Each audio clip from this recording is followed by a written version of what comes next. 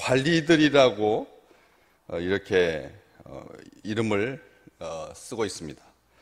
그 앞쪽에 15절 명하여 공회에서 나가라. 이 공회에서 스스로 자기들은 이 관리 공회라고 그렇게 부르고 있고, 또 누가는 이 사람들의 종류가 앞쪽에서 이 5절 말씀에 보면 관리들과 장로들과 서기관들이 예루살렘에 모였고 대제사장인 네 사람의 이름이 나오고 대제사장의 문중도 다 참여하고 있다, 이렇게 되어 있습니다.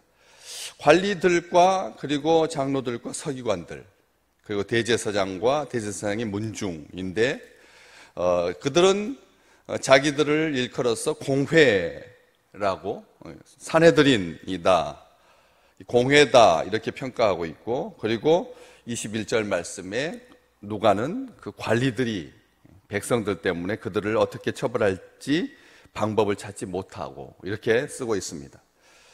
눈치를 보는 사람들, 어떻게 처벌할지 방법을 찾지 못하는 사람들, 단지 다시 위협하여 놓아줄 수밖에 없는 사람들 이야기를 하고 있습니다. 털어서 먼지 안 나는 사람 없다라고 하는 것을 증명이라도 하듯이 쉽게 일을 처리할 수 있을 줄 알았습니다. 얼마든지 조작이 가능한 그런 사안이라고 생각했습니다. 함정수사, 강압수사, 강제하는 것, 위협하는 것, 거짓 증인을 세워서 불법으로 구속하고 구금하고 압류하고 가혹행위를 하고 인권을 유린하고, 얼마든지 이 사람들이 해왔던 일들입니다. 로마의 정권의 비호 아래 정당한 그런 어떤 이 피드백, 어떤 이 감시, 서로 상호 견제하는 그런 기관이 없었습니다. 독점적이고 단독적이었고, 사법, 행정, 민법, 모든 것, 종교 분야에 이르기까지, 민생에 이르기까지, 문화에 이르기까지, 신앙에 이르기까지, 한마디로 말하면 그들의 전유물처럼 마음대로 유린하고 마음대로 농락했던 그런 시대였습니다. 더욱이 종교와 사상의 문제는 덮어 씌우기 나름입니다.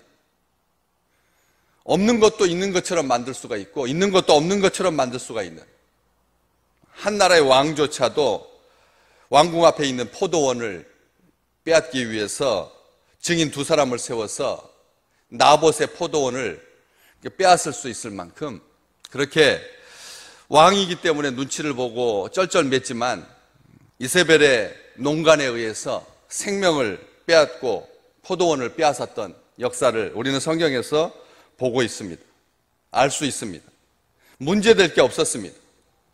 그런데 16절에 있는 것처럼 사도들로 말미암아 유명한 표적 나타난 것이 예루살렘에 사는 모든 사람에게 알려져서 어떻게 할 수가 없었죠. 이러지도 못하고 저러지도 못하고, 모든 이 관리들이, 공회원들이, 장로들이, 서기관들이, 대제사장이, 대제사장의 문중이 다 참여해도 이길 방법이 없었습니다. 어떻게 할 줄을 몰랐습니다. 어떤 방법이 없었습니다. 방법을 찾을 수가 없었죠. 천하를 미혹하고 하나님을 대적한다고 해도 하나님의 백성들, 진리의 말씀, 복음을 가릴 수는 없었던 것이죠. 우리를 참수하고 우는 사자처럼 달려들어도 사탄이 막을 수는 없다는 것입니다. 이길 수 없다는 것입니다. 진리와 복음은 덮을 수 있는 것이 아닙니다. 증언을 막을 수는 없습니다. 그래서 18절에 있는 것처럼 그들을 불러 경고하여 도무지 예수의 이름으로 말하지도 말고 가르치지도 말라. 이 도무지라고 하는 말이 사실은 이 타협하는, 사정하는 그런 표현이거든요. 제발이라고 하는 말과 같은 말이거든요. 그 말 명분이 없었기 때문에 그렇습니다.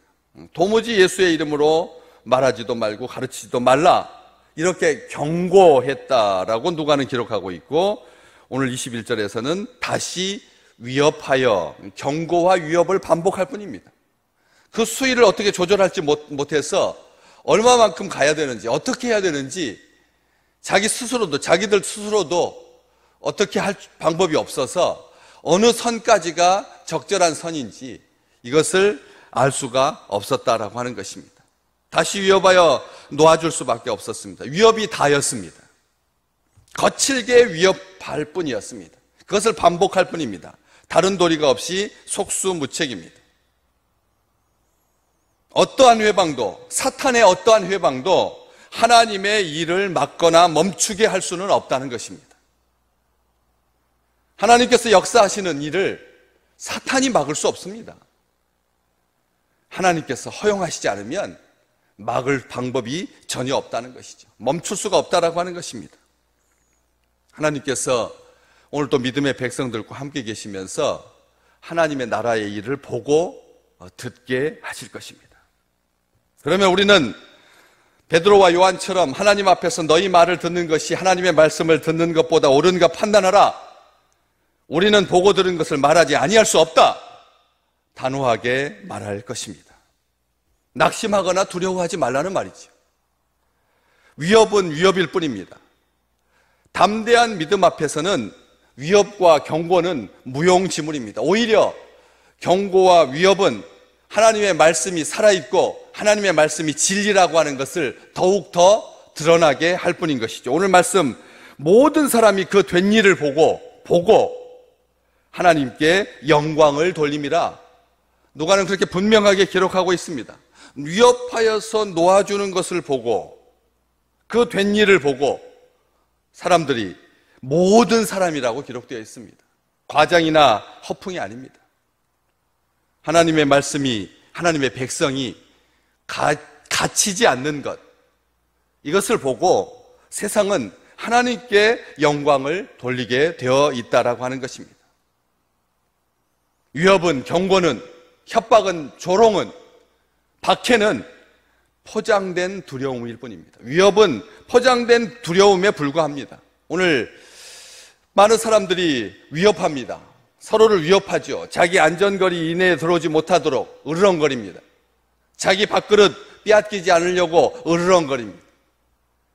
그런 위협들은 자기들이 두렵다라고 하는 것을 감추기 위한 방편에 불과하다라고 하는 것이죠. 하나님의 백성들은 위협을 두려워하지 않습니다. 하나님의 사람들은 경고를 무서워하지 않습니다.